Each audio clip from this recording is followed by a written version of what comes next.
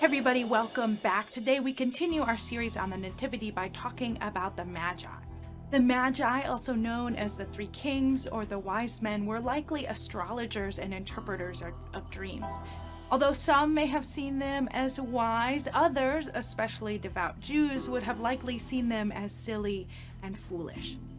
There are several parts of the traditions around the Magi that are not part of the biblical text but were invented by later tradition. For example, their names, Balthazar, Melchior, and Gaspar, that's nowhere in the Bible. We also don't know that there were three of them, only that there was more than one and that they brought three gifts. We also don't know that they were only men. There may have been women in their group as well. The Magi are only in the story in the Gospel of Matthew, and we think that they weren't there right away after Jesus was born, but came sometime a year or two later. We think that because of an interaction that the Magi have with Herod, who was appointed by the Romans to be the ruler. The Magi seem to get lost on their way to Bethlehem, and they stop at Herod's palace and ask, "Where is the child who was born as a king?" Herod has no idea that the Messiah has been born, and so when he hears this, he freaks out.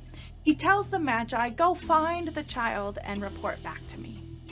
The Magi realize that something fishy is going on, and they find Jesus, but they don't come back to Herod. And when Herod realizes that he's been tricked, he is furious. He issues a ruling that all children in and around Bethlehem at the age of 2 years or younger must be killed in order to stop this child king from ever growing up and taking Herod's power from him.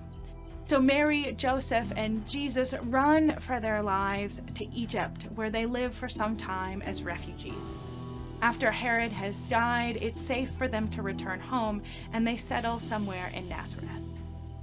The Magi are a vital part of our Christmas story for several reasons, and one is that they show us an example of what it means to worship Jesus.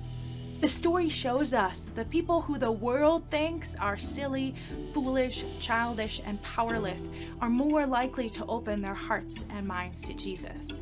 Those who are in positions of power and privilege, like Herod, are more likely to respond poorly to this news that Jesus is born.